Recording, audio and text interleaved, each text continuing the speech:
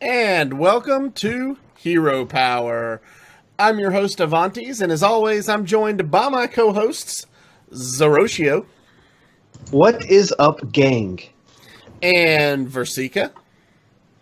Hey, guys. And Matt at Arms. What is happening, folks? And this week, we have a very special guest, one that we've been trying to get on the show for a little while now, and we're super excited to finally have her, Runhesaid. Welcome to the show. Hey.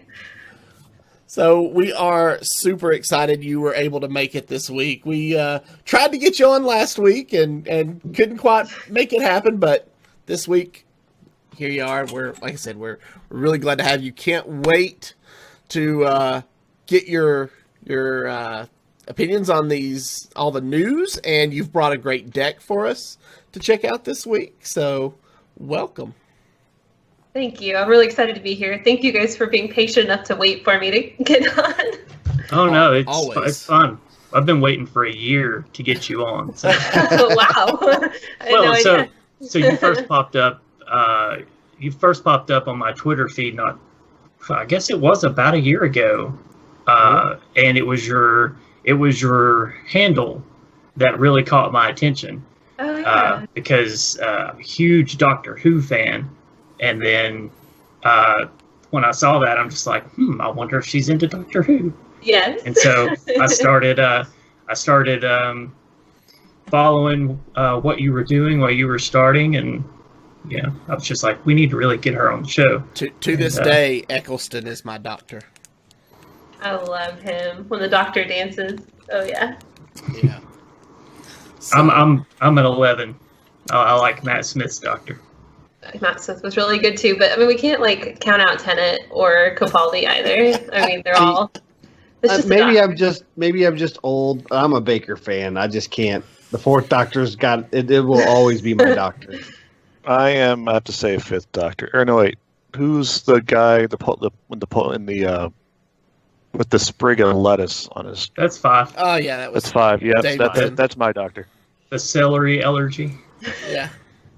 So fun fact, that is David Tennant's father-in-law. Yes. Oh, that's right. Didn't know. That's right. I remember that little tidbit now.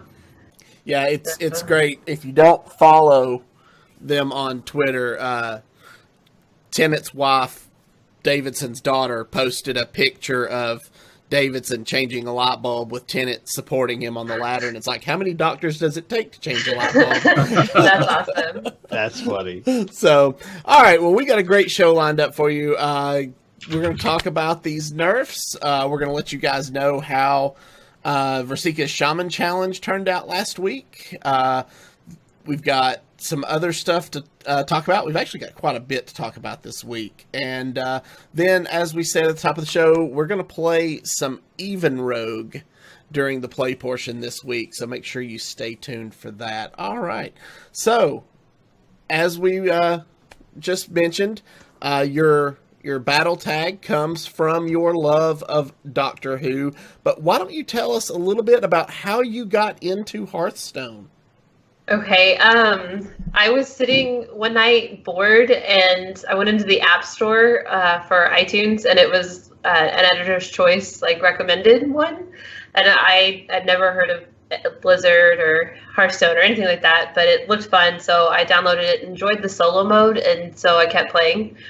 And then I played that for a really long time. I would go onto the ladder without realizing that's what I was doing, and accomplish whatever gold, and then I'd use that to go back and buy the One Night in Karazhan solo adventures, because that's back when you could use the gold to actually buy it. So it took me I think 8 months or something like that of going on the ladder every day and completing the gold quest, and then I did that, and then I put the game down for a long time, and one night I was bored again and decided to play, and again, so I re-downloaded it, and then the rest is kind of history. So it really stuck with you the second time, huh? Yeah, and I actually figured out that there was a little bit more of a competitive aspect to it, like the ladder. I didn't know much about it, but I remember getting really, really frustrated and putting in the Blizzard forum, hey, this is the most frustrating thing ever. I'm at rank 20 and I can't get past it. What is going on? You know, I was trying to build my own decks and all that. Somebody like took pity on me and said, go check out some streamers. Here's like a Face Hunter deck, free to play, because I was still free to play. And so then I ended up actually finding like Regis Kilvin and some other small streamers like Mighty Rye. Started watching them, and then found the oh my goodness, what was the league? The league. Oh my gosh, I drawing a blank. Help me out. You guys have played, like at least one of you have played in it. I know you have. United Hearthstone. Yes, United Hearthstone. That's right. Yes, I'm sorry, I couldn't think of the name. But so found that and watched it and kind of fell in love with the competitive side of Hearthstone. Watching y'all play, and so that's when I decided I want to be competitive. So talking about that competitive side, and I know a little bit of this backstory because we actually compete together on Team Hearth Legends and the Pod People. Yes. There was a time where you decided you wanted to attend some of these LAN events and these online tournaments and tour stops and DreamHack and these majors, and you reached out to some of the people in the community. Can you kind of elaborate on that? I know there was one specific person that was really impactful in getting you started. Well, there was several people I reached out to. The first person that I reached out to was actually Toast the Badger. And she started kind of like helping me a little bit. I reached out to Dragon Rider, too, and she was helpful. But the person that probably made the biggest impact was I ended up deciding to get a coach. And so I reached out to Robobson, and he fit my schedule perfectly. And then I hadn't hit Legend or anything yet, and so he actually helped me prepare for Austin, which was my first DreamHack, my first LAN. And I was still free to play at that point. Used all of my dust and all of my cards that I had, and like combined it into a deck. Or a deck, like 4 decks, and then they nerfed all my decks. And so I ended up spending, I think, like $50 or $60 that weekend because it was like 3 or 4 days, and was no longer free to play. So that was terrible. But yeah, so hopefully that kind of answered the question. Yeah, I know Robobson's also in Team Hearth Legends, the tournament series we're both in. He was really. He's a competitor that I've always liked, but not liked at the same time because he always beats me. Because he's really good at the game. Yeah, he's really good. He's helped a lot of people get good at the game, and it's really awesome to see that he's had an influence on you, as well as Toast the Badger and Dragon Rider. Now, speaking of Toast the Badger, you're also part of the Bad A Women of Hearthstone. Yes. Can you kind of elaborate on that and your role in that? I started out tweeting about the tournament side of when women would compete in tournaments. So I was doing the Europe and the American, and then I had to kind of move away from that due to like personal stuff. But I did compete in the tournament. Unfortunately, I took 10th in the NA.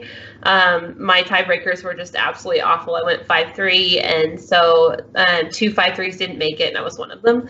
And then I've been casting for them for a couple of weeks now, and I'll be casting the NA finals this weekend as well. So that's awesome. I'm excited. So, all right, Versika, you got any questions for Run? Not really, because I'm not going to say I'm a Runhesaid stalker, but I do. That's me. I do. That's me. I do follow her on Twitter. She is one of the Twitter feeds that I read multiple times a day. I do lurk in her stream quite a bit. I don't talk very much, but I do watch her, and it's like I said, she's been in my top 5 people to get on the show for almost a year now. So yeah, that's awesome. You're one of the people that I keep up with. I'm very excited to see where you're going to go and what you're going to do. Congratulations on your new podcast, by the way. Okay. I haven't been able to catch it live yet, but I have been watching after you guys have finished. So it's it's really great. It's great what you're doing. I think you're a super positive role model. I love your positivity. I think that's what really draws me towards the content you produce, is that you're rarely negative. And right now, I feel like Hearthstone needs that more than anything else, is the positive attitude, the desire to genuinely help other people. I feel like a lot of Hearthstone has lost that, and we're very quick to jump on each other now. And to see an up-and-comer really doing it what I consider the right way, the positive way, to me, it gives me hope that we can kind of get back to where we were as a community. And I think you're going to be a big part of that. So really excited to see where you go. Oh my goodness.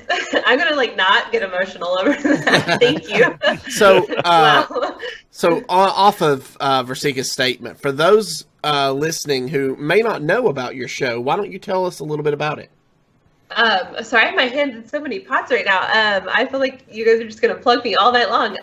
So Hearthbuzz, and it's, if you want to, you can find us on Twitter at Hearthbuzz, or you can find it on Twitch at Hearthbuzz, really easy, HearthBuzz. I do a live talk show once a month. And I do it with Dragon Rider DK. You can find her on Twitter, as well as a streamer, and Audrey Kills, and you can find her, and I think it's Audrey Kills Twitch, and then as well she's a streamer. So we all, I had this idea that we were gonna do a card review together, just because we just love, we just been around the community together. Dragon Rider obviously helped me when I first was starting, and Audrey just is so fun and effervescent and really quite clever with the puns and the jokes. And so I had this idea that I wanted all of us to get together and do a card review. Well, we did it, and I have to tell you, it was probably one of the most fun things I've ever done. We just had such a good time, and so we were like, you know what? Let's do something together. And so Hearthbuzz was born. So. Yeah, to kind of talk on that a little bit, I followed Audrey Kills since UHL, and now Dragon Rider DK, Donnie, her and I go way back, because we actually were in the same community with Legend of the Innkeeper when they first got started, and that's what was my kind of launching pad into podcasting for the game Hearthstone. So Donnie and Audrey Kills are both great community, great members in the community. Yes. And just adding you as the trifecta for that, this is something, if you haven't been watching it, you should definitely check it out. Now, are you all officially on Twitch? I know last time I checked, you weren't on Twitch yet, but I think that's changed. We did, yes. We've had one show, and then we also had one trivia community night, and then we were supposed to this last Sunday have our second show. However, Streamlabs decided to be kind of mean to us, and so we had to reschedule the show. So I think it's actually going to be this next Sunday that we'll do our next live one. So awesome. Yeah, really excited. We've got a really fun big thing planned for the community, and so we're excited to announce that. Nice. So yeah. Cool. Matt at Arms, you got any questions for Run? So you said your first real deck was Face Hunter. How much do you miss Face Hunter? I don't at all. Oh. I don't. Right answer. That is the correct answer. Face Hunter was the deck that started it, but right now I played so much Hunter. I'm so bored. It's all we see on ladder, or all we were seeing on ladder, and I'm just I'm done. I'm done with it. And then also, for those that don't know, I mean, if you follow me, I probably mention this every podcast, every show, but I'm a Jade Druid girl. I will always be a Jade Druid girl, forever and always. And I'm leaving the show. I'll see you guys later. Rude, sit back down. But no, I love Jade Druid, so I miss Jades very much. I wish those were coming back, and I tried to make Pogo Hopper work, and just doesn't. No, it doesn't, does it? All I tried to right. make Pogo Hopper work too. So last week on the show, Versika posed a shaman challenge to us, and I know some of us had a lot more going on and were unable to participate. But I know, but for a fact that both Man at Arms and Versika played a whole lot of shaman this week. So, Versika, why don't you take it away? Tell us again a little bit about what the challenge was and what your results came out as, and then we'll pitch it over to Matt to talk about his results, and we'll kind of compare. So last week, we kind of got into a discussion that, I guess in some ways, I felt like maybe got a little bit misconstrued as an argument, but it was more about whether shaman was as bad as people say it is. And Matt at Arms brought up a good point, which was, is shaman really that bad, or are people just not playing it because the statistics say that it's bad? So I'm just like, well, let's find out. So we can't really get a pure data set anywhere except from Blizzard unless we do it ourselves. So the mission was to take the 3, quote, meta shaman decks. So these are the 3 most commonly played deck lists for shaman, and put them below rank 10, so in the 20 to 10 range where the bulk of Hearthstone people, the bulk of the numbers play, and see what we could do with it. So I played 145 games of Shaman in 7 days. I started out with... First off, Versika, you're crazy. But yeah, go ahead. Go on. I'm a glutton. So I started out with even Shaman. This was the day after the episode. Had a really slow night at work.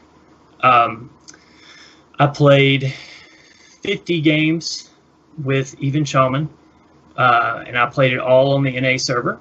This was all ranks 20 to 15, and I played against 60% Hunter. 29 of my 50 games was against Hunter.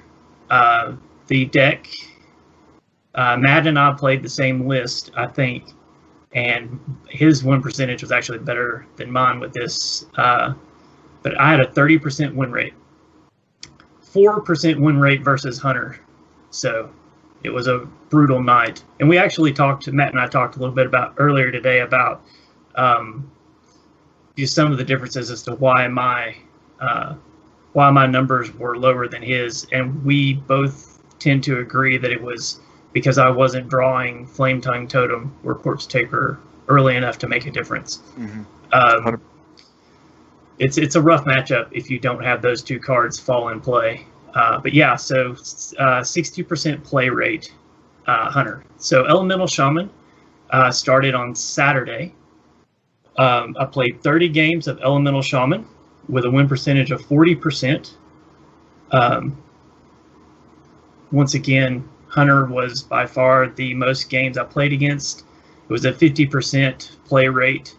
That was 15 games. So Peanut Shaman was Sunday and Monday, and these games were a little bit longer. Yeah, it was like 3 games. No. I played 25 games of Peanut Shaman. This was on the EU server. I actually, once again, Hunter was the most played class at 40%. But the deck had a 44% win rate. After the nerfs hit yesterday, I made 2 odd shaman decks, 1 mid-range and 1 tempo. I played 20 games of each. The odd mid-range deck ran up against Hunter the most at 40%. It had a 35% win rate. But then, as I switched to tempo at the end of the day, I started to see Hunter fall away, and actually it was replaced by Paladin, odd Paladin specifically.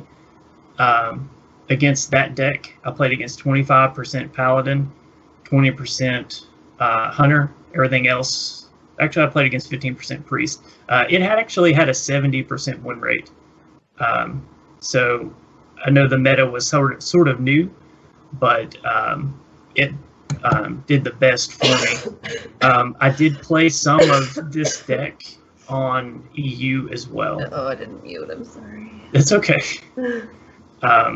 So 145 games, and it was mostly against Hunter. But you had a slightly different experience on the EU server, didn't you, Matt? Yeah, I started out at the bottom of the bottom, ranked 25, 0 stars. I mostly played most of my games, I want to say Sunday night, a little bit Monday, and Nerfs were yesterday. So yeah, mostly Sunday and Monday. I got up from 25, 0 stars to rank 17, 2 stars, and the new star change helped a lot with that. From rank 25 to 20, I ran through that at an 85% win rate. I faced one hunter. It was about 13 games. 20 to 15 is when the kind of thing started slowing down a little bit. I started. I basically all I had could build on EU was an Ema Shaman. I played a total of 14 was that's what I don't know. About 20 some games on that, and ran up against about 48% hunter, so about 10 hunter games. So, and my win rate with hunter was actually against hunter was actually pretty decent. I was telling Rasik, I think the way that he was mulliganing might not have been correct, because you kind of want to hold on to Flame Tongue and Corpse Taker in the mulligan, and if you don't get those, the matchup's pretty bad. But I think before the nerfs, yeah, even Shaman is a perfectly fine deck to get up to rank 10. I think I could have gotten, if I had more time, more availability, I could probably easily get that deck up to rank 10, no problem.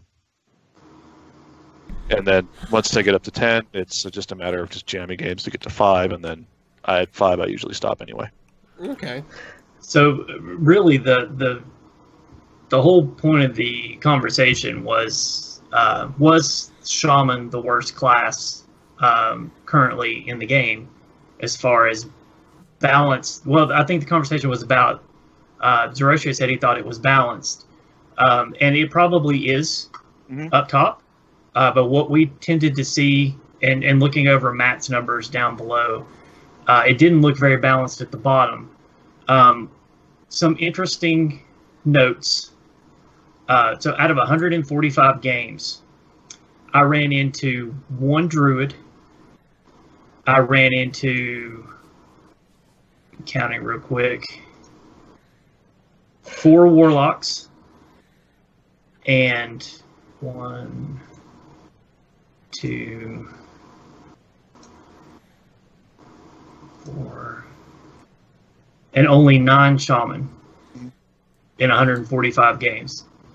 So one Druid in 145 games. Do you feel like maybe Druid's in the worst spot in the game? So I kind of wondered that myself. So I started looking at the numbers after the nerfs, especially, and I do feel like right now Druid is the least played. So why is that? Did Nourish and Wild Growth really impact Druid to the point of making it unplayable? And I don't think that's necessarily the case. I think that everybody kind of jumped off ship when Nourish and Druid and Wild Growth were nerfed, and I think they just haven't explored Druid. I don't think they're really giving Druid a chance. So I actually have some insight on the Druid, because as you know, I do play quite a bit of Druid. I think after the nerfs, the decks that were left that were viable are rather high skill cap combo style decks like Hakkar Druid and Togwaggle Druid. So only a small subset of the community are continuing to play those decks. Furthermore, if you're going to play a Hakkar Druid or Togwaggle Druid and it's a combo-centric deck, there are other combo decks in other classes that do have the same play style that just have better results. It's not necessarily that they're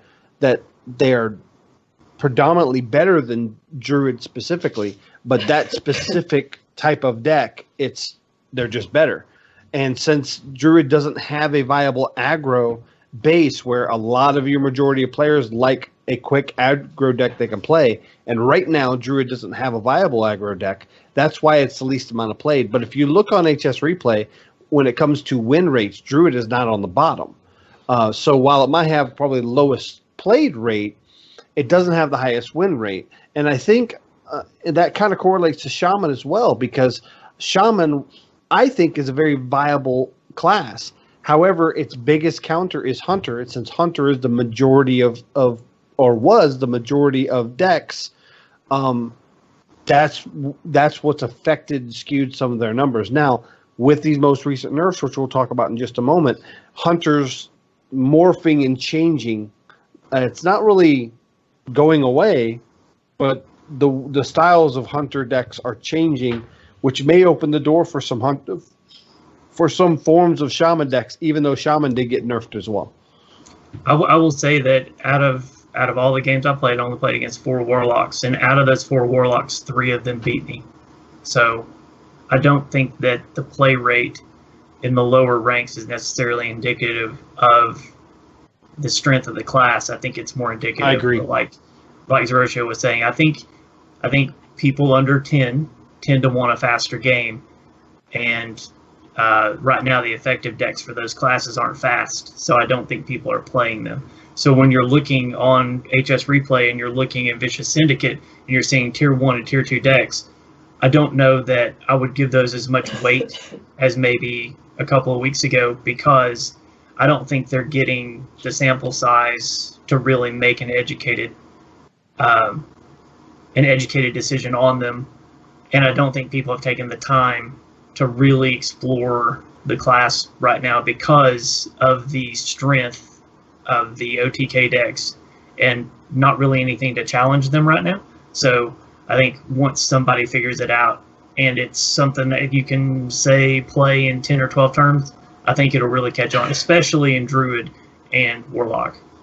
And see, Warlock is also another class that when you talk about your 3 core aggro classes after Rastakhan's, Zoo went away because it could not compete with the speed and efficiency of Odd Paladin, or specifically Odd Rogue, or even Shaman for that matter. Yeah. So Zoo Warlock went away, so that only left Even Warlock, and just recently the Mechathune Warlock. And again, those are higher skilled decks, and they're not faster games on the ladder. So while they might have high win rates, their played rate is low because most of your majority of your players want quick ladder experiences, which favors aggro. And Q Block is throwing that hat, but we've been playing Q Blocks at KNC, and I think everybody's bored with it. Yeah. All right. So talking about these nerfs, and the nerfs that we're going to be referring to are the ones that happened, as Matt said, yesterday. You had Cold Blood go to 2 mana. You had Flame Tongue go to 3 mana. Equality was bumped from 2 to 4 mana.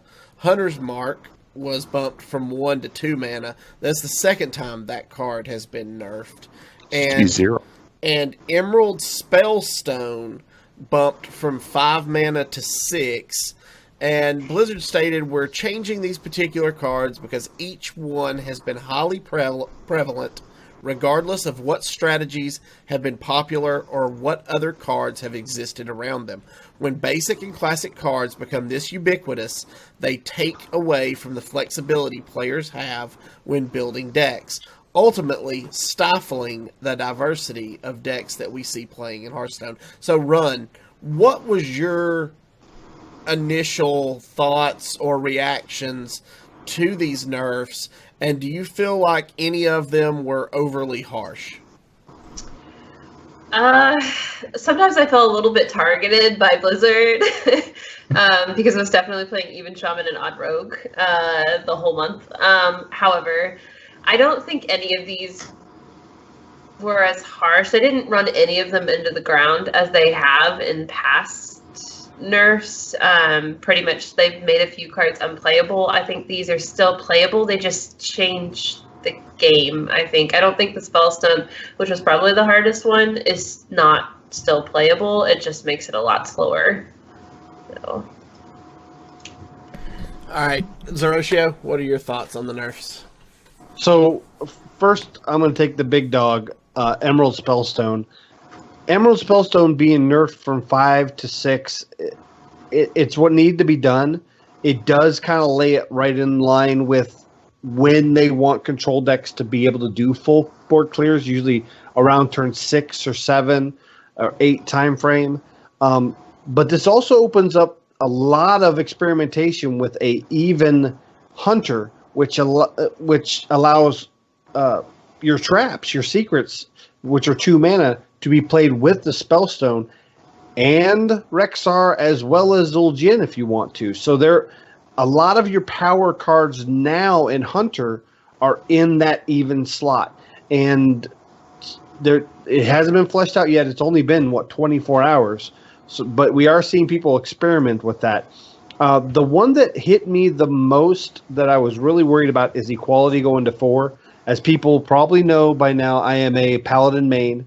Paladin's my bae. Me and Uther get drinks together usually every Friday night. He is a good, and Runhesaid knows I love my OTK Paladin. It is no secret. I will play that deck until it can't be played anymore. And then I'll go to Wild and play it some more.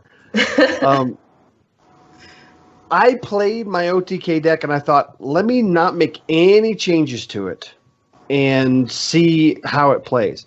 And equality at 4 mana really isn't that bad. Obviously, you can't equality in Pyro on turn 4, but I had to change the way I utilize equality. I possibly played equality one turn to take advantage of it with another spell the next turn.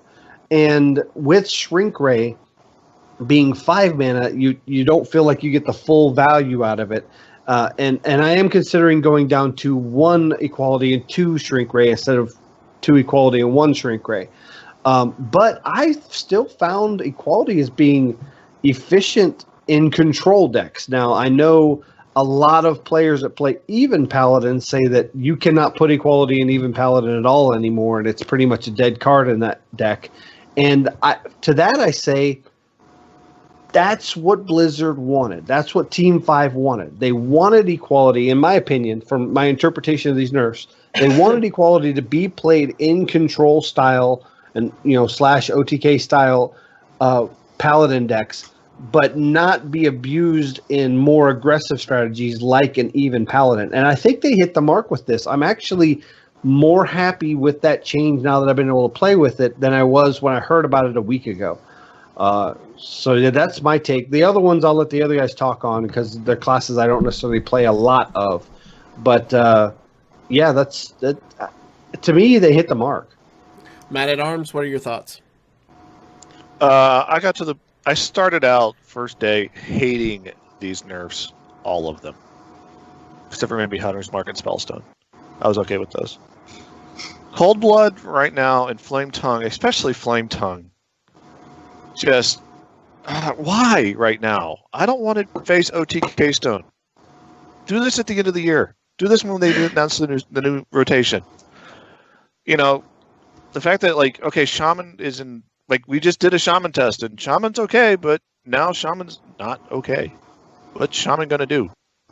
Meta wise, Peanut Shaman's gonna be bad because the meta's got slower. So, but then I thought about it over the weekend. I kind of, had some, beer and had some, shared a light beer with Uther in the light. And it's one of those, a light beer. I get it. That's funny. Sometimes cutting down the biggest tree in the woods makes it smaller, makes the forest a lot better in the long run.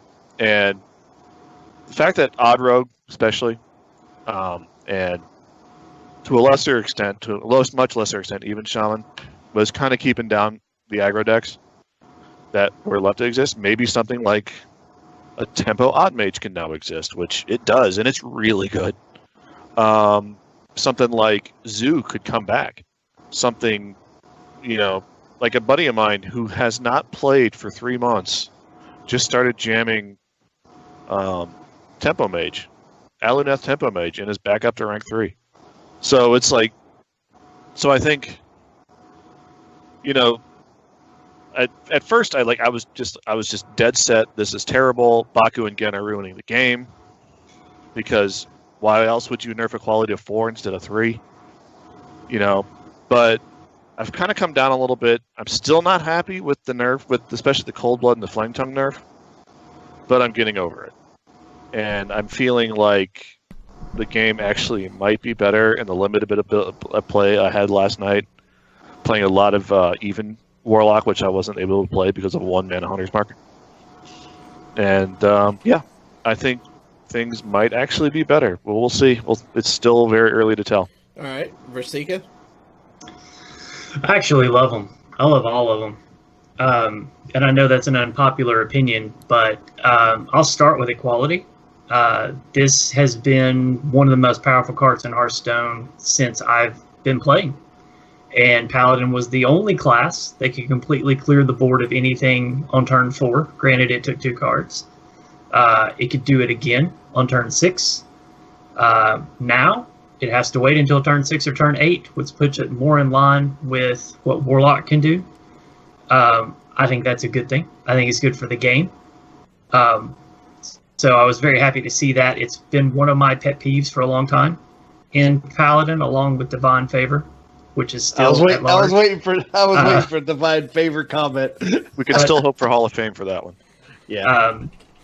Cold Blood to 2, once again. I feel like that's a good change. It was a little powerful at 1. It's really easy to combo pre-turn 5. You know, I tried to take even and odd out of the equation, just looking at general health of the game, because even and odd won't be in standard for forever. Flame Tongue Totem to 3. I mean, as a Shaman main, I'm sure people expected me to be upset over this one. I wasn't. I think Flame Tongue Totem and Mana Tide Totem should cost the same. They're both 3 health totems. They both have a pretty large impact on the board. Bringing them in line with each other was, I feel like, a good thing. Hunter's Mark up to 2. Yeah, I mean, I don't know that it's made a large difference in the games that I've seen it played in, but we'll see. Spellstone to 6 was huge. Since the nerf, Hunters just haven't done anything on 5. So that's a turn where you can start to fight for the board back and prepare for Spellstone after, after you've been dealing with the early game. I feel like that's an important pause. And then having to choose between Spellstone and Rexxar on turn 6 is another important pause. And I think that's, once again, a good thing for the game. Now, I know that Spellstone leaves in just a couple of months, and Rexxar as well. But I think for the health in Wild, I think that's going to be a good thing. I also, once again, going back to Flame Tongue Totem, I think Flame Tongue Totem to 3, it helps a lot with the problem that Wild was having with even Shaman. It doesn't kill that deck like it does in Standard, but it definitely makes it a little easier to deal with, and I think that's important. And I think as long as you have Totem Golem running around, I think even Totem Golem and Jade Lightning, I think you're going to have even Shamans to contend with in Wild. But taking Flame Tongue away made it manageable. Yeah, I think the Cold Blood nerf and the Flame Tongue nerf were actually more directed at Wild than they are at Standard.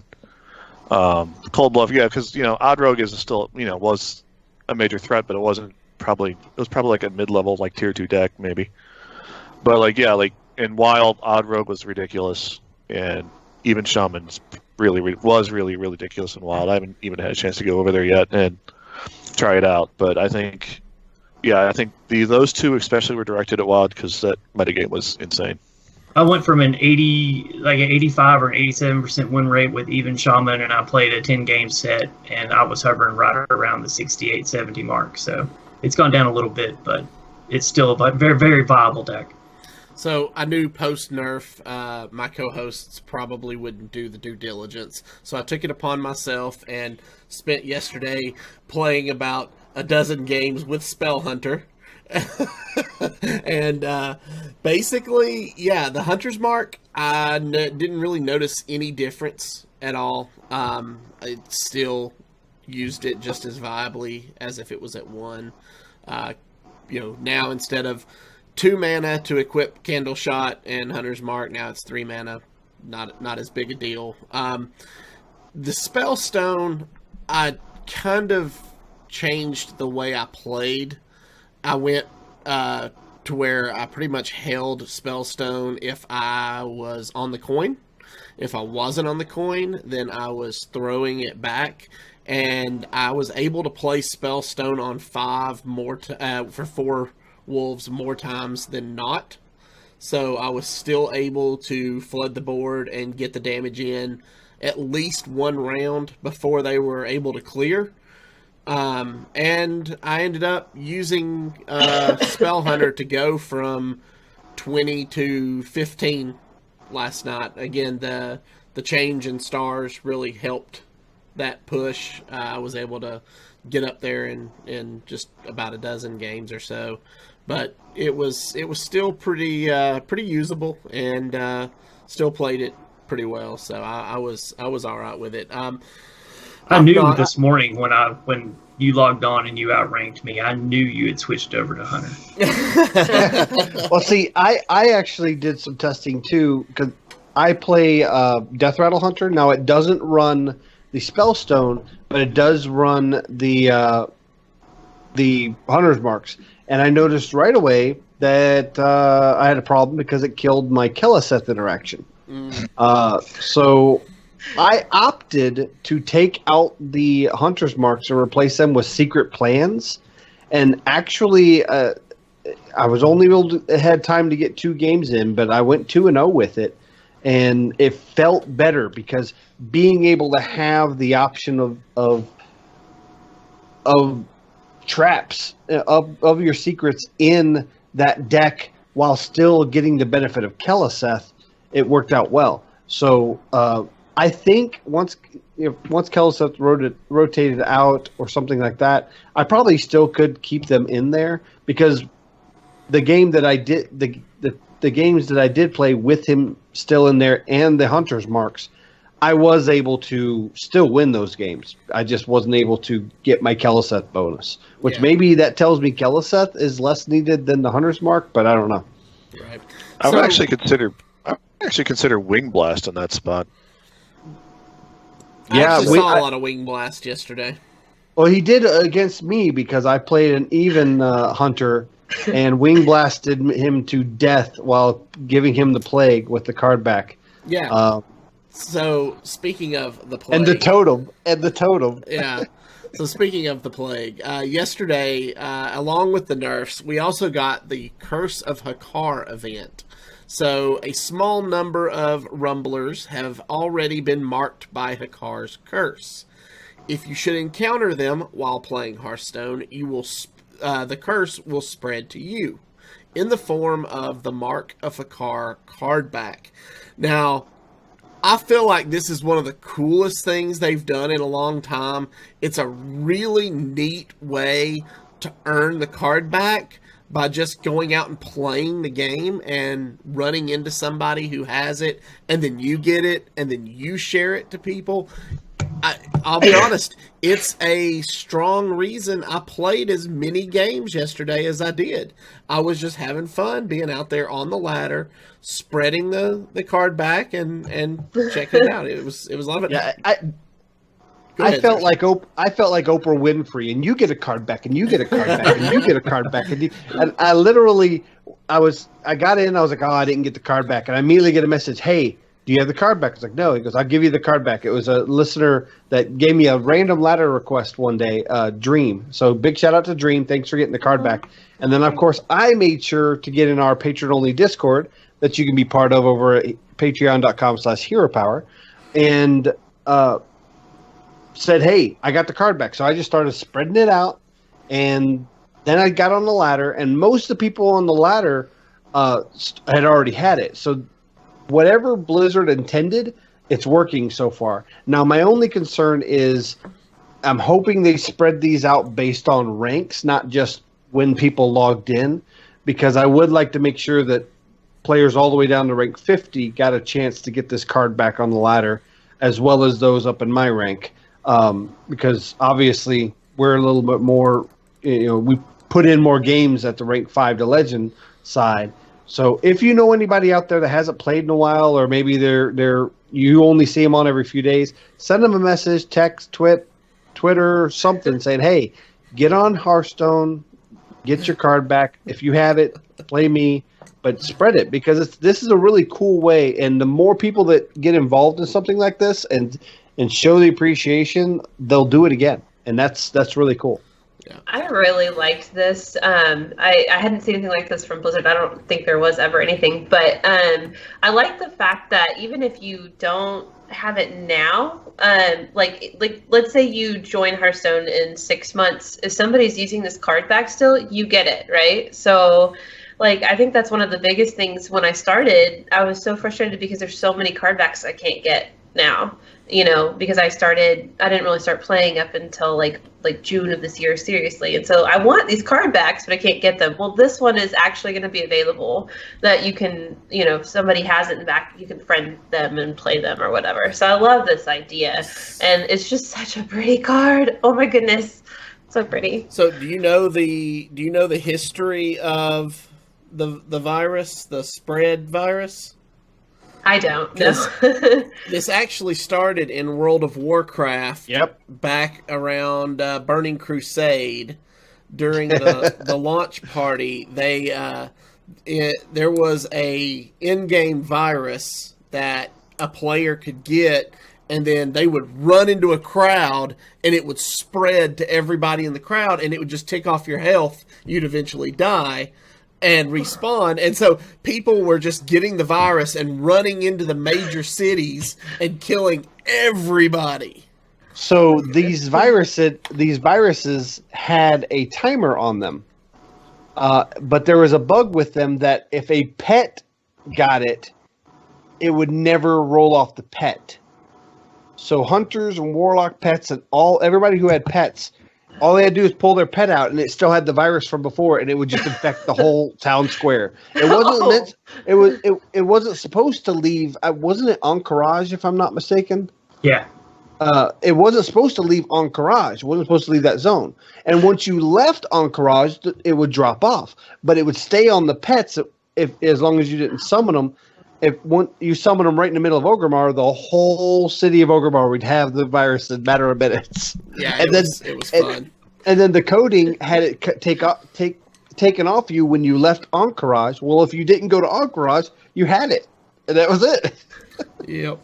So, that's funny. It's got a history, and it's really cool to see them bring it to Hearthstone. I've really enjoyed what they've done with this event. Now, one more thing about it that's really interesting that I like is if you don't have the card back and you play somebody with the card back, when you're done, you will have it in your collection, and it will auto-equip. Mm-hmm. So the next game you go into, you'll have that card back until you go and change it out. So it's not like you have to even think about going and equipping it so that you can share it on the ladder. It automatically equips, and I like that little feature. And they've done it before with Rosticon. The Rosticon portrait auto-equipped when you got him. So that was the first time they've ever done an auto-equip vanity item like a portrait or card back. So it's kind of neat that they have this feature and are utilizing it in this way. So, and I don't know, I haven't researched this, but Anjin-san in our chat says that the in-game virus was so prevalent that the CDC actually studied how the virus spread in-game. So, for real? I'll have to do a little more research on that. I don't know. I didn't hear about that. That's pretty interesting. All right. So yesterday on top of the Hakkar event and the nerfs, we got a patch which brought the Lunar New Year live. We're also getting the Brawl of Champions, a series of 3 special tavern brawls. So you'll choose Rumble Champion and harness the power of each Loa's shrine to prove which Loa is the mightiest. Each champion will have a new deck and shrine each week. There will be new repeatable quest for the Glory of Rastakhan. Play a tavern brawl 3 times to earn a Rastakhan's Rumble card pack, available each Wednesday when the tavern brawl starts. And then also earn up to 3 Rastakhan Rumble packs over the course of the season of Rastakhan. So, some pretty cool events lined up that we'll get to see over the next couple of weeks. So, make sure you're logging in every week and doing your tavern brawls and earning your packs. Yeah, we thought it might be start live this week, but it didn't. So, probably next week. We'll just have to see. They didn't give it a date on it or anything. Thank God it wasn't for this brawl. So, the top 200 legend leaderboard. Matt at Arms, you want to talk about this? So after 4 years of working on it, the technology is finally here. They have finally posted a top 200 legend leaderboard for all regions for standard and wild. Basically, yeah, now that you can, it updates like every 5 minutes or so, and you can see who is the top 1 legend player in each region. Live. So cool. Live, which is super cool, and also tells me, yeah, they finally got it out as soon as ladder didn't matter anymore. And currently, number 2 in the Americas region for standard is our friend of the show, 2-time guest, Language Hacker. So really good to see him up there. I perused through these today. I saw Zalay was in the top 20. There's some really good notable names up there. It's really cool as a spectator to be able to kind of keep an eye on these kind of things, and it makes me want, as a legend player, want to push harder to try to make this list so I can get a screenshot of it and pin it on my Twitter forever to remind everybody every day that I made it in the top 200. For real though. So, I'm with you. Also, this week's Tavern Brawl is the Servant of Yogg-Saron tryouts. So this is a repeat. Help Yogg-Saron find a servant. Your deck is filled with wannabes who cast a random spell at a random target when played. So that my note here in our note says this is the 5th time we've had this brawl. So if you guys want to go get your pack, you can do so. Versika, I know you had something you wanted to talk about. Do you want to do it now, or do you want to do it after we talk about the deck? We do it after we talk about the deck. Okay. So this week, real quick before we go to the deck, I do want to talk about the brawl for one quick second. I was able to win on my second game. On my first game, on turn 1, my opponent played a 1-mana minion and got a Call of the Wild. So, you can get wild spells, and it feels really bad when it happens against you. This brawl sucks. It does. Your deck is filled with random that cast random at random, so go random. Is that how that reads? Okay. Random. You missed a random. Okay. This is worse than the Stella Artois commercial. I didn't even get to play. I like the Stella Artois commercial. Oh Yeah. God! I didn't even get to play. Turn 1, I put down Babbling Book. It cast Free from Amber, which gave me an Arcane Giant, and my opponent conceded. Okay. The best way to win. Yeah. All right. What can you do? So this week's deck list that Run has brought to us is an Even Rogue that you might have seen on Twitter or on the ladder. It's a pretty popular deck list right now. I'm going to run down the deck list, and then I'll kind of turn it over to Run to talk about the deck. So It's 2 Backstabs, 2 Acidic Swamp Ooze, 2 Blood Cell Raider, 2 Cold Blood, 2 Sap, 2 Shark Fin Fan, 2 Corpse Takers, 2 Falderai Strider, 2 Grave Shambler, 2 Ticket Scalper, 2 Argent Commander, Cairn Bloodhoof, 2 Cursed Castaway, Gen Greymane, of course. Then you got 1 Wind Fury Harpy, 1 Bone Mare, Captain Hook Tusk, which I was excited to see, and the Lich King. So, Run, tell us a little bit about this deck. Well, I just kind of chose this one. It was brought to my attention, and it looked super interesting. I think Nicolina had posted that she was able to just sail to a fairly high legend rank with it. I believe it's actually Viper's deck originally, though, but people tried to make the even work last go around before the nerfs, and it just I played it a few times and felt like it was not a good deck. And so when someone sent this to me, I was like, hey, let's look and see if this is any good. So, and to be honest, the only thing I've played thus far is Quest Rogue, because I want Quest Rogue to work, but I just don't think it's going to, so this was the next best choice. So. All right, so anybody had a chance to play this yet? Yes. I have. Oh, Oh, excellent. God. Okay, good. Everyone has. All right, Man at Arms, we'll start with you and we'll work our way around clockwise. actually, I have not. But Oh, they- you I have think not. I have not, but I like the fact that there is a cold blood in here, and I noticed somebody was asking on Twitter, I think it was, why cold blood over eviscerate. I think the main answer is the fact that cold blood works really well with Corpse Taker, and also cold blood can also hit for 4 more than once, and eviscerate only goes base once. Okay. So that's my one takeaway thus far from the deck. Okay. Zeroshio. So I like this deck. I wasn't able to play a lot of games. I only got in 9 games with it, and so I'm 5-4 with it.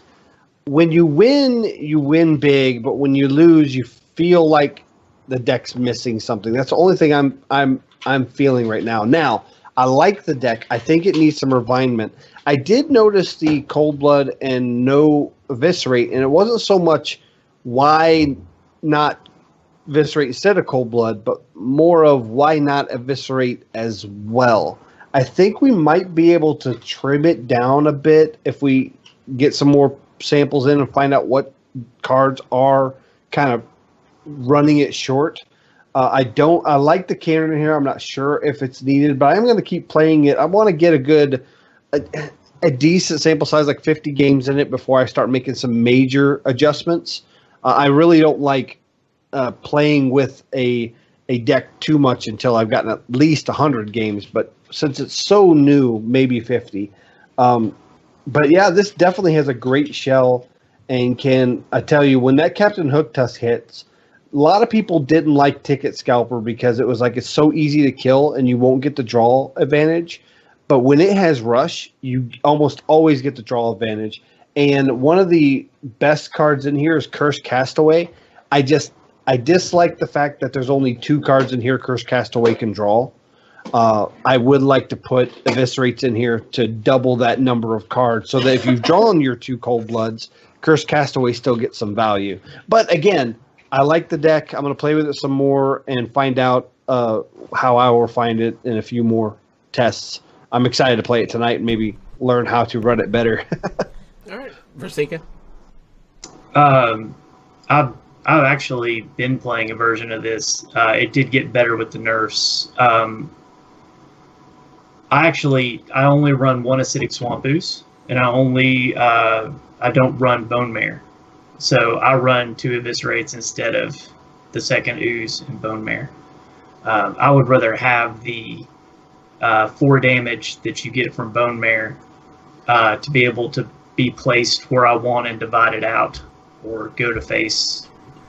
I feel like there's enough destruction and minion management, single minion management right now, that I feel like Eviscerate gives me a little more versatility. And like Zeroshio said, when you lost, you just felt like you just didn't have enough punch. Eviscerate gives you that. Bone Mare's 8 Eviscerate is 2. So there's just a little more flexibility on the back end. Okay. I actually just built this right before the show. Haven't had a chance to play it yet, but I'm definitely going to take it out on the ladder after this show and give it a try. It looks like a lot of fun. I'm a big fan of Hook Tusk. One of the very first decks I built after the set released was Pirate Rogue, and I've been having a lot of fun with it, so I'm looking forward to trying this version of Even Rogue out. Abuse the Shambler. Okay. That's all I've got to say. All right. Yeah, that card is nutso. I can tell that card already is nutso in this deck. Yeah, the Shambler, it takes some finesse and timing when you're going to use the last charge or overwrite the weapon. But man, when they play that Hinge Clan Thug in those decks that run it, and then you follow it up with a Shambler, and they're like, well, mine's bigger. It works out pretty well. Nice. All right. So that brings us to what I believe is Versika had some things he wanted to talk about before we wrapped the show this evening. So Versika, the floor is yours. Well, as my co-hosts know, tonight is my last episode. I am retiring as of the end of this show tonight. And I'm not just retiring from Hero Power. I am actually... I'm retiring the Versika moniker as well. So the basis for this was I need to balance things out, and I spend way too much time prepping for the show and trying to stay current on what's going on across the board. I have 4 accounts. I keep them in level ranges to know the meta in everything but the 5 and above, because Roshio and now Mad at Arms have that covered. So I try to play anywhere from 10 to 15 games a week in each one, scour internet forums, news sites. I just want to make sure that when I come on this show that I'm prepared and that I know what I'm talking about. So there's a lot of time and effort that has gone in, and basically just didn't leave much time for anything else. My new job is an overnight job, so sleep is during the day, and time now, you would be surprised how much time that takes away. So that the waking hours when I can do things is very much limited now. So something had to give, and this is what took the most time and allows me to do other things that I enjoy. I know that if I keep the Versika moniker and I stay where I am, that it will be really hard to leave and really easy to get drawn back in. So I'm actually sometime in the next week we'll be clearing everything out and changing the name over, and I'll still be around and lurking in places like Run's chat, and I'm still going to be on Twitter, but as far as like accessibility in game, and as far as like reporting or writing or podcasting on this show, probably not going to happen, except for maybe one thing that Avantes and I have in store is like a surprise, and if that happens, then we have something planned for it. But it's not like people ask me to be on other podcasts or anything, so I don't have to worry about going out there, and I don't have things lined up or anything like that. But I will say that I've actually entered a couple of tournaments, so we'll see. It'll be under a different moniker. No one will know who I am, going in, so that'll be kind of fun. Get to play with a certain level of anonymity. But yeah, so I just wanted to take a second to, number one, I want to thank Run for coming on. She was the last of the people on my list that I really had to have on the show before I left. And then I want to thank Matt at Arms for agreeing to come aboard. As you guys have probably figured out by now, my break was sort of a test run to see if, if I could let go, and to kind of not really test Matt. We knew he was going to do great, but to make sure that the show wouldn't suffer if I left. And this was my baby. So when Avantes and I talked after my first fireside about podcasting Hearthstone, we had been doing the Casual Sunday Gamer podcast for a couple of years, and we agreed that we needed a third. We both automatically knew that it had to be Zeroshio. So, that following, 2 weeks later, maybe, we all sat down at Burger King and worked it out and came up with the name and how we were going to be different. And here we go. I demanded that we call it Hero Power, if I remember correctly. You did. But you know what? I'll only sign on to it if we can call it Hero Power. And I get to say at the end of every episode, and don't forget to use your Hero Power. And you dragged us kicking and screaming. And you thought it was a horrible idea, but you went with it anyways. No, it was, we knew that type of input was what we were looking for. We knew we wanted to do the show differently. We know we wanted to include a play portion, which no other podcast was doing at that time. And I feel like we accomplished all the goals that we set out to do. I will say that I think Hearthstone has moved in a different direction than what I had hoped. And as a result, the show is having to move in a direction that doesn't really leave a lot of room for what I have to bring. So I feel like this is a good time to step away. And I feel like Matt at Arms will fill that role and do it in a better capacity than I would do. The show was always meant to run with 3.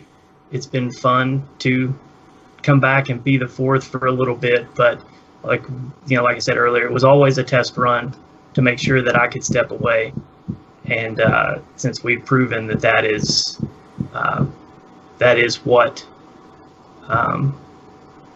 what can happen, that's what's going to happen. So it's been a fantastic journey with you guys. We've been through a lot together. I'm going to miss Wednesday night pre-show talks. I'm going to miss a lot. The community has been fantastic.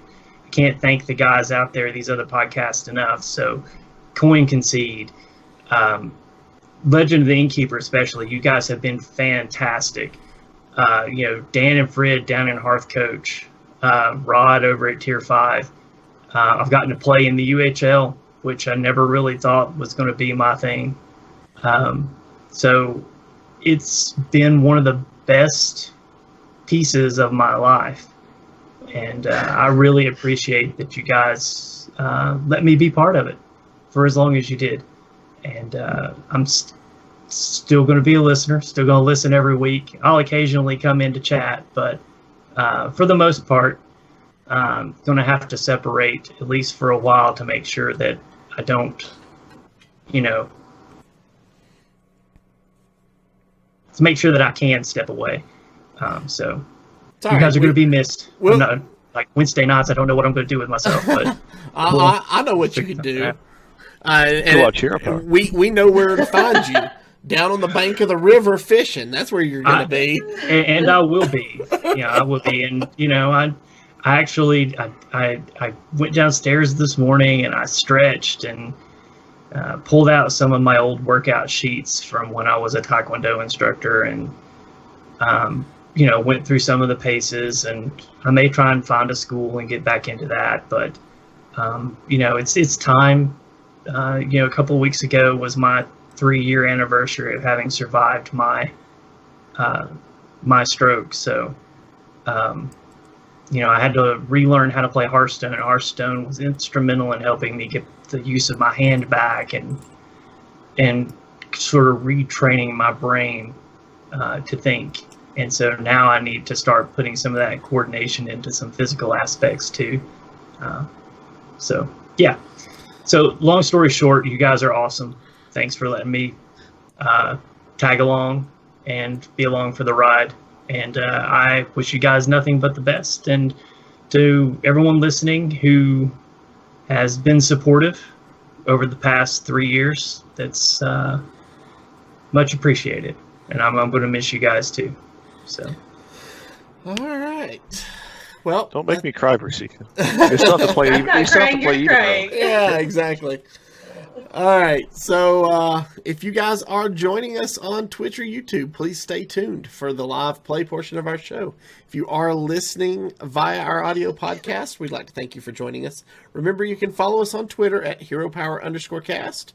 You can find all of our past episodes on YouTube at youtube.com/ECMMOGamers or on our website at HeroPowerHS.com.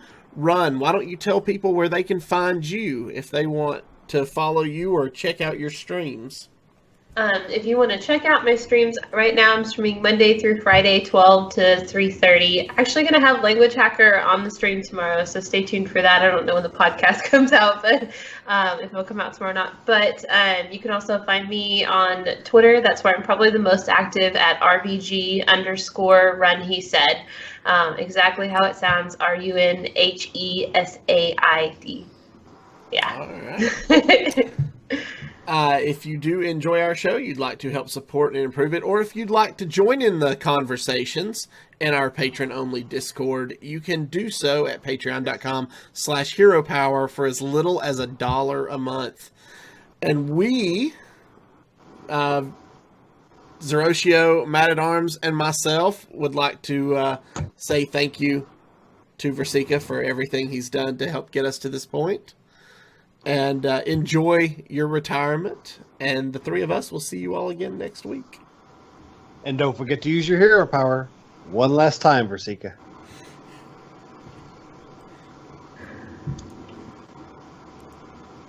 Alrighty. So now I'm going to fire up Hearthstone. Who's driving? I'm good to drive. You're good to drive? Okay. Yeah. Awesome. Okay. As long as I don't start crying. Oh my god. You never thought you'd say that on a podcast. I'm good to drive. You know it. Only on hero power. Only on hero power. You guys are bad influences. No, it's fine. We are bad influences. Thank you for noticing. But that good kind of bad. Exactly. Kind of bad. Okay. Are we ready to just jump in here? Yeah. Just You go ahead and get into a jump. match. Let me make sure I've got you on my friends list.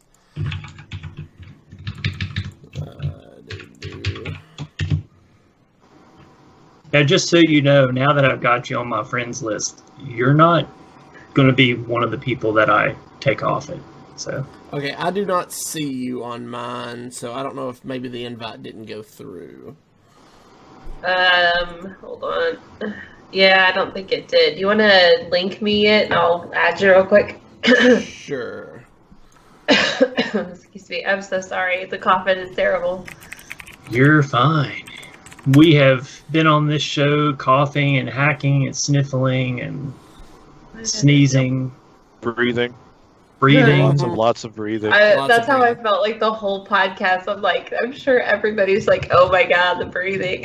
Because it's all coming out through my mouth. Ugh. Oh wait, that's the wrong way. Okay. Control-V. Alright, there we go. Now we can be friends. All right. So yeah, now whenever you are ready, just find you an opponent. All right. Okay. All right, we are good. We're going on the ladder. I lost all my stars thanks to Quest Rogue, so this will be great. It's shocking to think that Quest Rogue, while still good, is actually not fast enough anymore. Right? Yeah, I added what's the 2-1 that has lifesteal and does 1 damage? Oh, cheaty ankle butter? Yes, I added that in to see if it would work. It didn't work. All right, so we're facing another rogue here. So, what do you all feel like we should be digging for in our mulligans? Let's see here. I think I like Shark Fin fans in almost every matchup except maybe Mage. Yeah, I agree with that. I think Sharkhood fan. I think Corpse Taker's a really good keep. Backstab probably really good depending on what the matchup is. And you definitely want to throw back your Corpse Taker activators like Lich King, Wind Fury Harpy, and Argent Commanders. There we go. Finally beat the Spectate boss. I would too. just keep the Shark Fin. Yeah, Shark Fin Ooh, would be Corpse Oh, Taker. wow. Nice. Nice pull there. Also, all the pirates can get pulled out by Captain Hooktusk, so you usually don't need to keep the higher costed ones like the 4 and 6 cost pirates. Okay. So is this one of the decks where you save the weapon, or go ahead and just start? I hitting? personally with like Shark- saving it. Yeah, with Shark Fin, I'd save it. Well, what are you going to do on turn 3? You could have probably popped a damage out there. Well, on turn 3, you're likely going to be swinging that last piece and then re-equipping and then doing a 2 cost. Yeah, that's true. And that way you go into turn 4 with a full weapon. I'm just trying to think of impactful 2 costs. Blood Cell Raider is a good one. I mean, it's a 2-mana 3/3 in this deck. That's true. There aren't any there are no even cost weapon buffs in standard, unfortunately. Right. Ooh, that backstab's gonna be nice. Yeah. Ooh, Blood Sail. Nice. Lines There up it is. perfectly. Yeah. There we go. So I would Blood Cell, Backstab, Punch, Redagger. What do you think, Run? Yeah, I was thinking blood cell, backstab, punch with that, and then go face, redagger. Sorry. I'm assuming that's what we were doing, right? Yeah. Send the Yeah, 1/1 yeah. face for sure. Yeah, just We do give 10, suggestions, but ultimately it's your decision. Yeah. I like to give alternate lines just because it's me. I'm always contrary. Well, the we don't play need portion any was handles. originally just designed to teach you to drive the deck, so I like we're this. teaching This is fun. people how to drive. We But don't need any- ultimately, she behind the wheel is she who makes the decisions.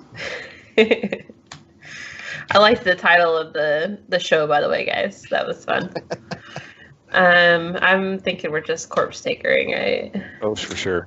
Yeah, and it does make his weapon awkward. I don't think he's going to want to go off with it. Usually they don't go off till the second Necrium Blade. Well, he pulled that from Hallucination, so he's not. That's right. Okay, never mind. Yeah, I see that now.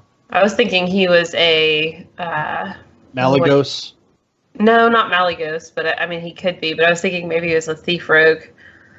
I do like going face in this instance, though. Yeah, because we're gonna redagger on 5 anyway. Yep. Pretty much any odd turn you're going to redagger. Unless you're using the coin, that's just kind of a one-off. That's right. This deck doesn't have any lifesteal, does it? That's fine. No. No, it doesn't. That's another thing I was considering. That's not terrible. But he's stalling. Yeah, which makes me think maybe it's not thief rogue.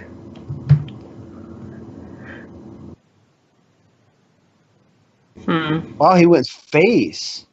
I think we clear off the Firefly with our face in the 1/1. Oh. That's unfortunate. That happens to Nice. me more times than I want. I think we still, that's still Taunt and Divine Shield, so I still think we Corpse Taker. I do like clearing the 1/2, just in case he has some kind of cold blood play. Sorry. Rip. I know.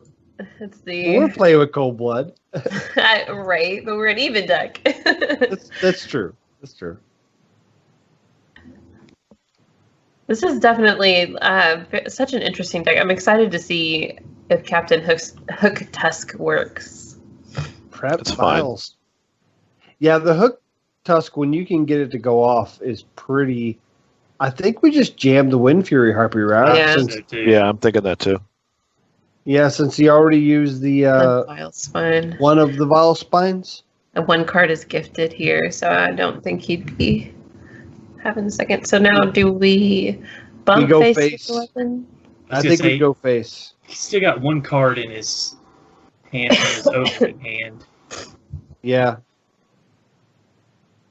I see that.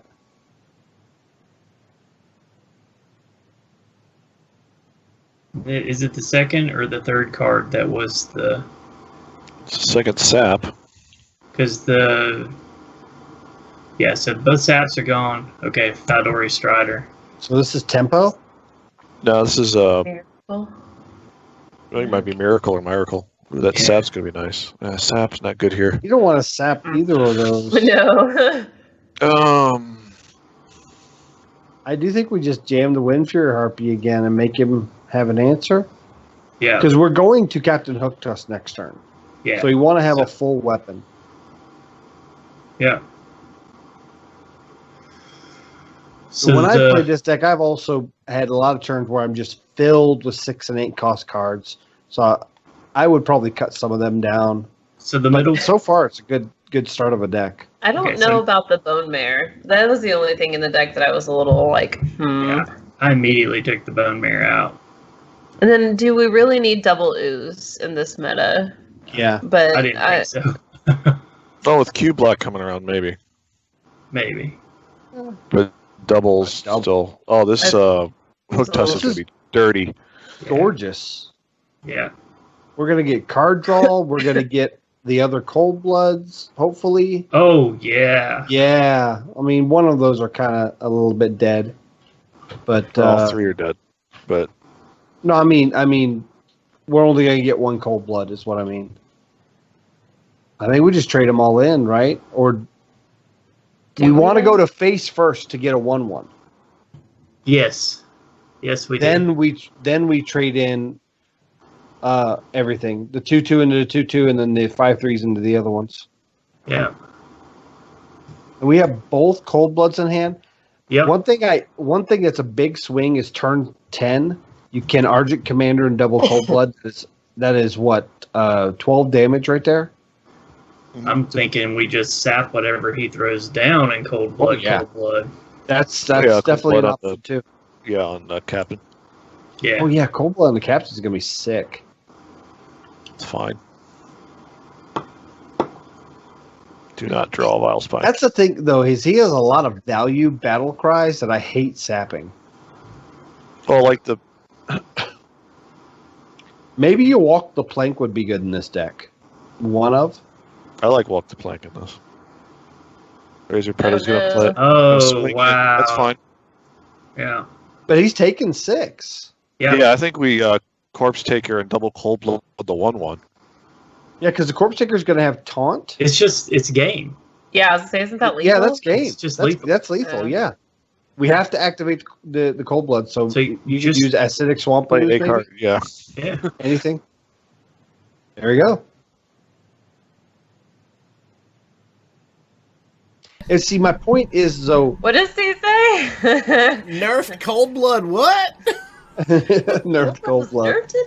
Nerf today? That's the thing, though, with this deck is I had it, but I still felt like it wasn't the most efficient way of winning.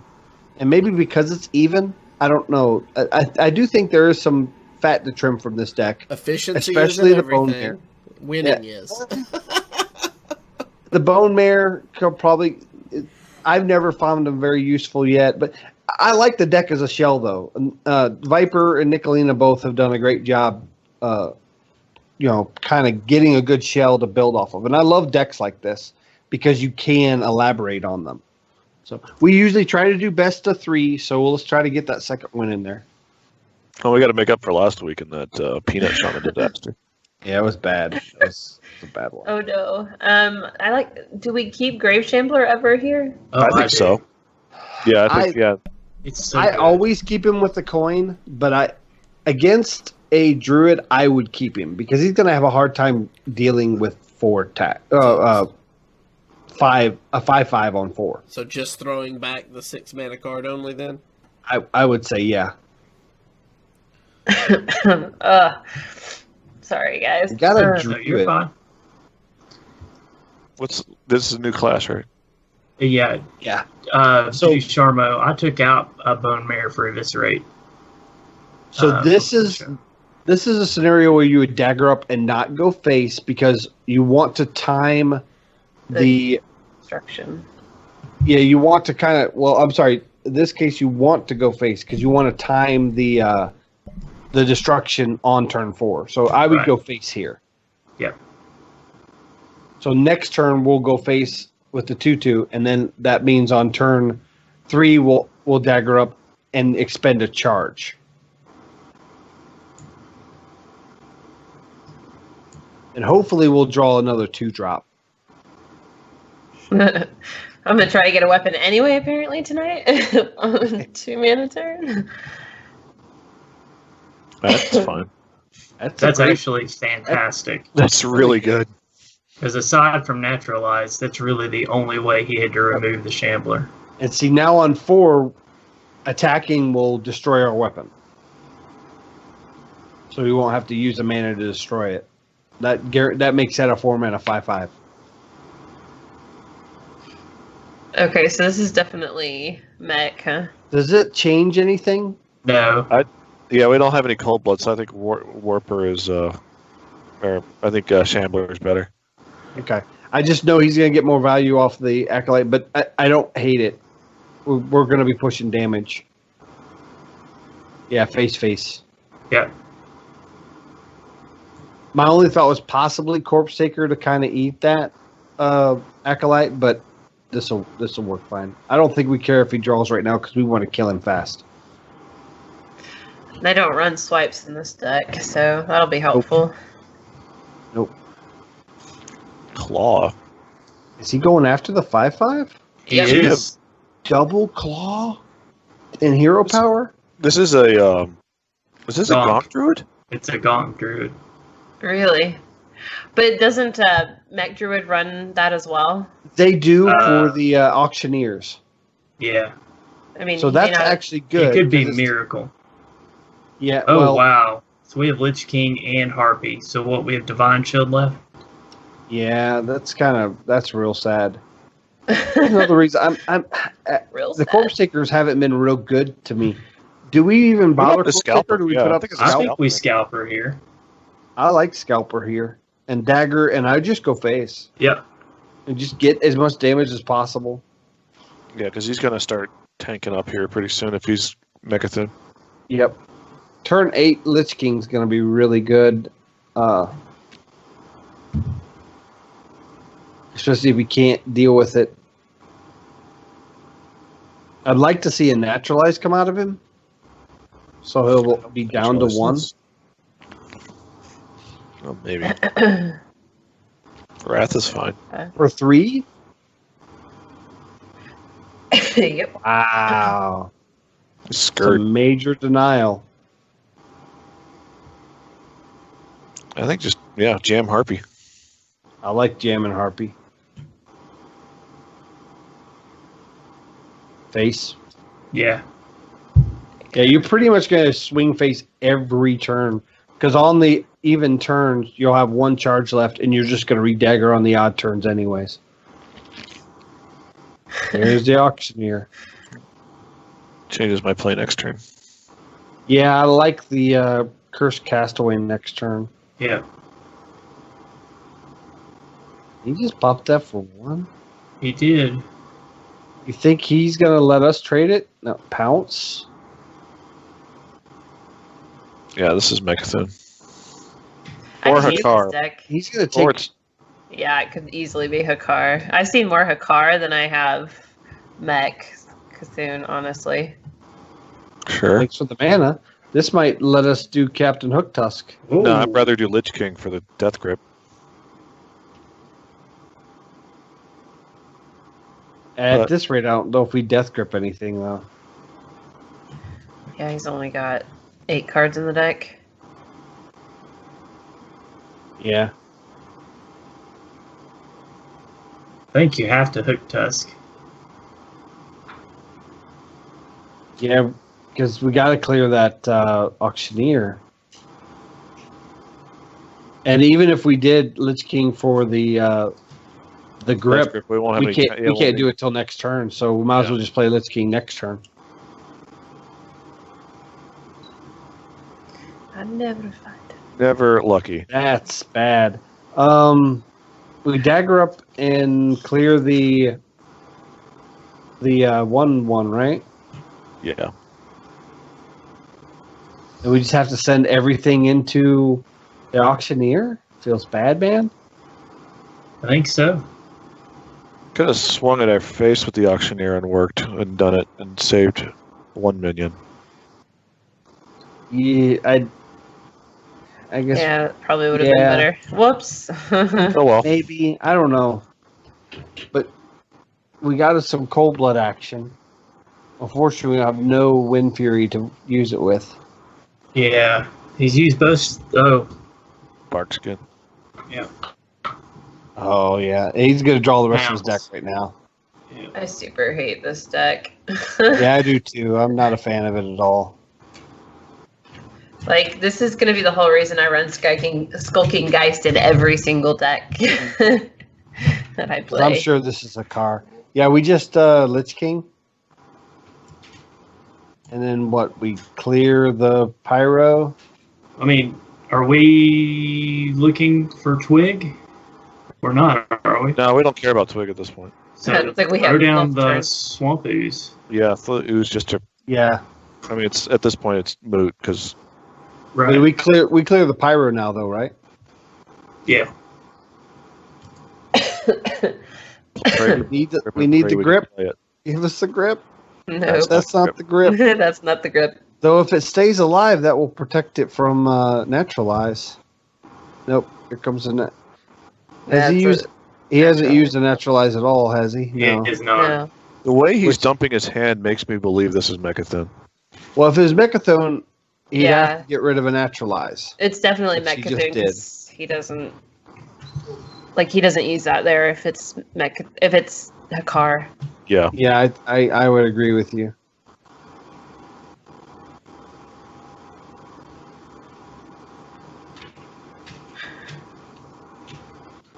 But see, he still has to dump. Hold on, baby. This is Swamp Ooze Bone Mare, right? Mm-hmm. Yeah, I think that makes the most sense to me. Yeah, I like keeping his auctioneer alive. That's what because my original That's what I thought was was thinking that we too. would just rush it down and then play Corpse Taker, but I like think- leaving it alive. I like leaving it alive. too. Actually, I just like playing. Do the ooze, play the 4/4, and play the corpse taker if you have the mana, so that he cannot kill that auctioneer. So wait, Okay. so Ooze, Ooze, Strider, Strider. Corpse Taker. Yeah, So he has to use more resources to kill that auctioneer. Okay. that way he'll take fatigue. Because wait, if this is Mechathon, don't they run 2 UIs? No. I thought they ran U. What the junk? What the hell is this? Yeah, the floor, the peddler, that kind of throws me off. Now we bone mare and cold blood, maybe. Yeah. Let's go. I like bone marrying the 3/3 and cold blooding the 3/2. Yeah, and going face. I like a magic shell, cold blood. That works too. Actually, I don't hate that either. Do Cold the blood on each minion. yeah. I like that. Yeah, I like that better. Yeah. Wait. So anti-magic shell, cold blood. Yep, and then dagger up and go face with everything. Yeah. One cold Cold blood blood on each minion. Oh, no! We forgot. Yeah, right. No, that's fine. That's fine. Sergeant Squire. Argent Squire, Argent Commander, and go face. Oh, that's funny. Oh, Border- I didn't even think about border that line. either. I didn't even think about it either. Yeah, That's it's- funny. Oh well. Well, I mean, he would have been at 8. I don't I get don't know the that- sun pedal floor or whatever. Okay, that makes me think there's Togwaggle involved now. Yeah. Which Yep, would there's mean- Tog. So this is just straight Togwaggle. This isn't even Hakkar or. Okay, here's the other naturalize. And then Azalina.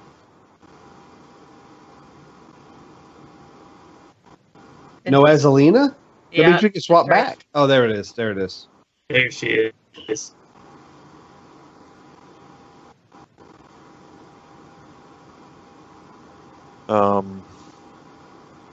King's Ransom, double Cold Blood, and swing your own face in. Concede. I think that's about all we can do. Yeah, I'm trying to think of because we're gonna take 4 fatigue. He's got 8 on board. That's 12. He only has to come up with 4 more damage. Yeah. I think we're done. I mean, we could pop a Cairn down, but I don't think it's gonna help us. Yeah. No. Cairn dagger go face just to see how he reacts, because he doesn't have us dead. But a swipe kills us. Pretty He might- much. if he gets one of our other Argent commander, that kills us. Yeah, We're he's got our cold bloods. He's got us. Oh yeah, that's right. He has cold blood. Oh yeah, yes, cold bloods. I Forgot forgot about that. And And the he has bone mare. mare. All he needs is a bone mare. We're only mostly dead, not all dead. No. Yeah, see, We were exactly dead. this is a problem I've been having since the nerf. Is at rank 5, you have no clue what you're playing against. It is crazy circus right now. It is. It is. It's I will nuts, agree which to I that. like that. I like that. It's just frustrating. All All right, right, so we're 1 and 1 and 1. 1. Cloud Fiesta One better more. right now. I think there might be a case for a Skulking Geist in this. I will say that I did look up some of the stats from the deck, from what's being played right now, and go figure, Odd Paladin is running at 64% in one deck list. 64%. Yeah. Wow. I ran into a lot of odd paladin today. Yeah. Speaking real. of which, Yeah. So All we right. have this tendency to speak things into existence on the show. apparently. Actually, Ajin-san just had a really good thought in chat. Mojo Master would be nice in this deck. Yeah. Wouldn't be Oh, horrible, especially if you're going to cut the bone mare. I'd cut Karen for Mojo Yeah. Master. yeah, I could see Yeah. that. I think I like yeah. Or I just think we keep throw it it back- Bloodsail, right? Yeah, Yeah, I like they're- just keeping Back Bloodsail. everything but the Raider. It's a 3/3 on 2. Yeah, I definitely like Mojo Master. I'm going to make that swap when we finish. I do like that. I think I want to get rid of one acidic swamp boost. I mean, it is nice in like this matchup, which I have a feeling we're going to be seeing a lot more of. Yeah. And I Uh, wouldn't swing just because we're going to be dealing with dudes. Yeah. But that being said, though, like if we think out the turn, so if we swing this turn, I mean, our turn Oh is yeah, great. that does make sense. We are going to swing next turn no matter Yeah. what. and he So didn't maybe- Baku, so we're only having to deal with one. That's right. So yeah, go ahead and swing. I just realized it wasn't Baku. Which means it's probably control, which means we might see the 1/1 taunt with Divine Shield. And The that's Argent Squire Righteous Protector. or Righteous Righteous Protector, sorry. yeah. Yeah. so that might be manageable. Oh, No, nice, this is Egg Paladin. Yeah. goody. Yum. I don't think that affects our play, though. We still just No. throw this Bloodsail out, right? face. Yeah. Do we even face? You think we hit the 1/5? I mean, because we can next turn to kill it with the That's blood what cell I'm if thinking. we want to get it off the board. Yeah. If we that's- leave it, he's just going to magnetize it, and we need to get it off before he can do that. that's why true. hopefully we can get sap pretty soon. That'll be really gross. Yeah. Yeah. Sap with magnetized targets is really strong. And to As for- Speaking of which, yeah, and answer to Sharmo in chat, you use the ticket scalpers because there's really not that many pirates in standard right now that would actually be good with what's her name? I like daggering up, clearing this righteous, and then I just put down a tempo acidic swamp ooze because I don't know if this list runs heavy on weapons. It runs 2 righteous protectors. Or not righteous protectors. 2 of the 4 mana. True Silver Champions. True Silver Champions? Yeah. Then we can save it for 1. No, I'd still like the tempo ooze here. Yeah. Yeah, I do too, but we save one of them maybe. Of course, we could end up doing a cold blood turn to clear that, but I don't know if I want to. I think we definitely Strider. Yeah, I do like the Strider here. I think even with Shark Fin Fan, I think we still Strider. Yep. But do we clear the 2/4? Absolutely. Okay. Maybe this will be a True Silver turn and we'll get value out of ooze next turn. So Strider, clear the 2/4. Yep. Hopefully he plays True Silver. And we can get value and, well, we wouldn't cold blood. We'd Shark Fin. Come on, you know you got the True Silver. You know you want to clear that 4/4. Do it. You won't. It's 4 mana. He should have it. Do it. Right. Do it. Is that how that works? Because it doesn't seem how it works for me. No, it only works. It never shows when up for you, but they always have it. Oh, I mean, Teleseth never shows up on 2. I'm just saying. No, I'm just kidding. You want Shark Fin, Dagger, clear. Blood. I think we Shark Fin, Dagger, Cold Blood, and start smacking face. Well, we clear the 1/1 with our face, but we go face with the Strider, right? Right. Oh, yeah. Yeah, we ignore that thing. Yeah. Oh, yeah. That's some damage.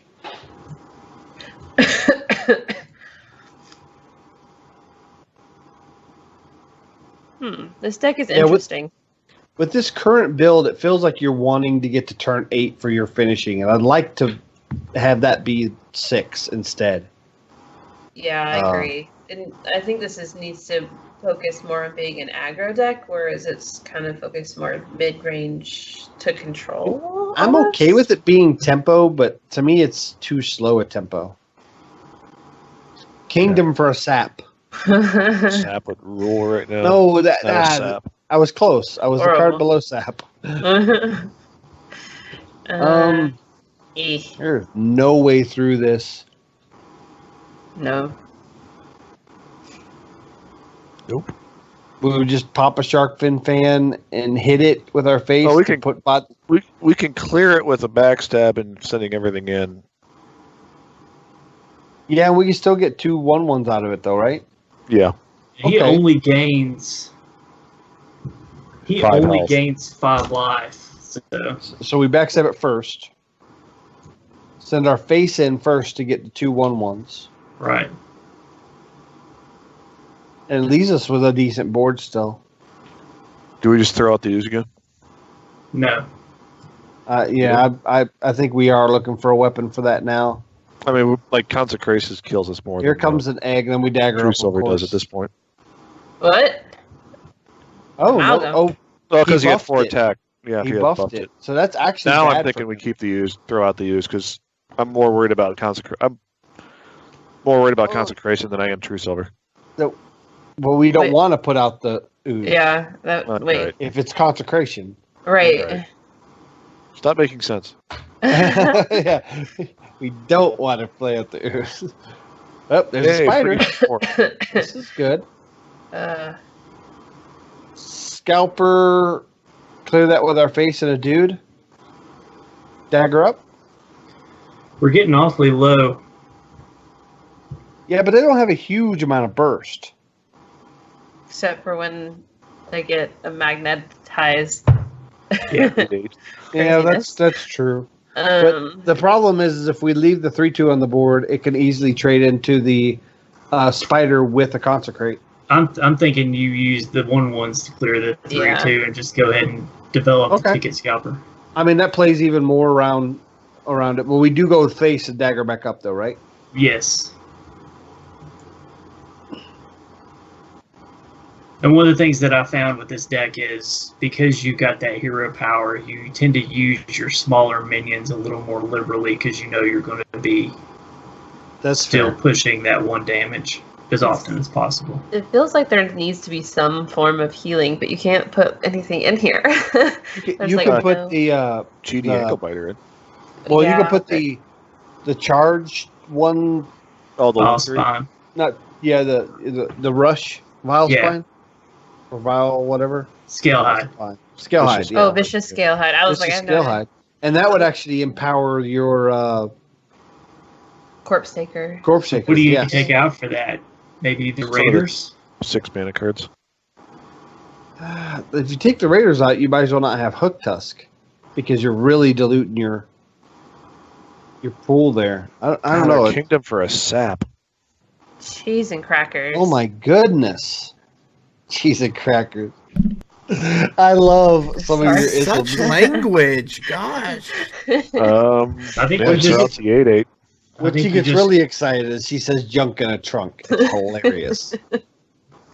I know. I'm so weird. My bad. Blitz King, right? Yeah. I don't know. We can't bump in because then we give him the 8/8. Yeah. Yeah, we're holding out for sap. Right? And we can deal with it with Lich King if we have to. That's not really good. No. That doesn't do much with an 8/8. It's not the worst one we could get, but I mean, what I would love is the weapon. It got just a little bit better. Oh, that's another card I want to see gone. It will shortly. Juggler? Oh man! Oh, that's Knife Juggler, yeah. Void Ripper. Okay. Okay, so that's hold not on. a sap. So wait a minute. We can clear the 9. We can clear. We backstab it. Yeah. Then we Death and Decay. Use the And weapon. we run the 4/2 in. But the Death and Decay will. No, it's just his side. Yeah, right. But we can use our weapon to kill clear the that, righteous. and then kill the taunt.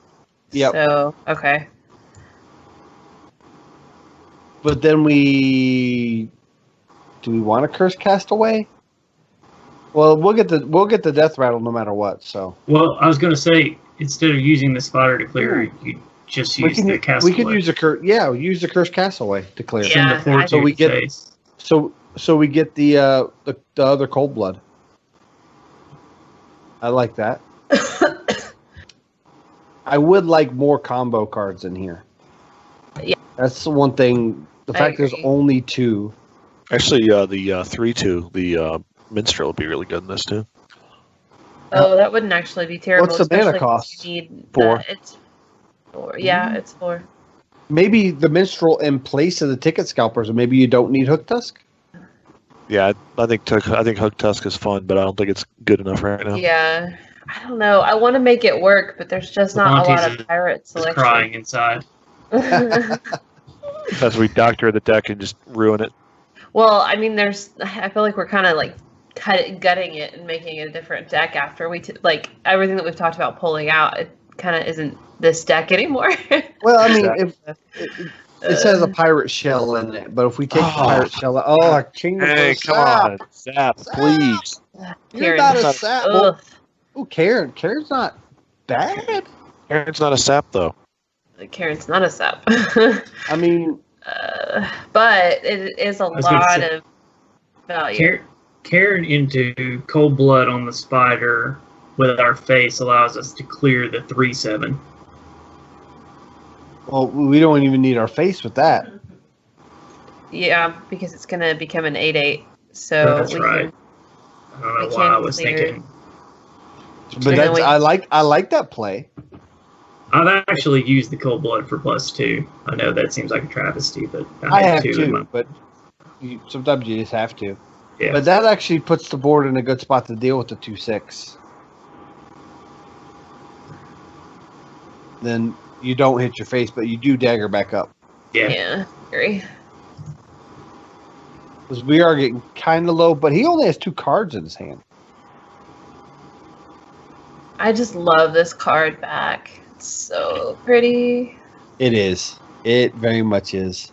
And when you can see it all the way out, the feathers like kind of waver back and forth. It's The really one thing I wish that Hearthstone would do, like, you know, when you hover over their hand, it says enemy hand, and your enemy's hand contains 3 cards. I wish that they would extend that box out just a little bit and then put what card back they're using.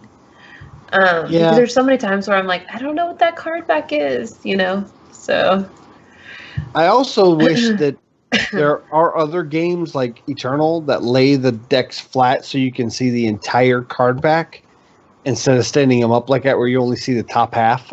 Because some of the card backs look different on the bottom and the top. oh my gosh, Sap. ridiculous. Sap, please. I don't understand. He's going to that. clear half of the Cairn? No, he's going face. Yeah, I don't blame him for going face here. Gen is not a great pickup. No, that's it. That's it. Well, no, because he he only can't has even clear 6 this. damage. He only has 6 though. 4, 5, 6, 7, 8. Well, I mean, we're going to take care of that. Oh, yeah. We're getting rid of Dagger. I forgot about that. Then we just go ahead and Gen? I think so. Just go ahead and Gan and run everything into the 412 that can be run in. Yeah.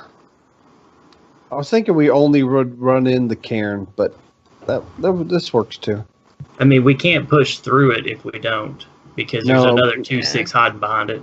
Pretty much we have to get Sap. I mean, I don't even know that Sap helps. No, we needed Sap like 4 turns ago. yeah, I know, yeah. I mean, Yeah. Bone Mirror Us- might be good now. How about Lifesteal? Can we get that to come out of the deck? right.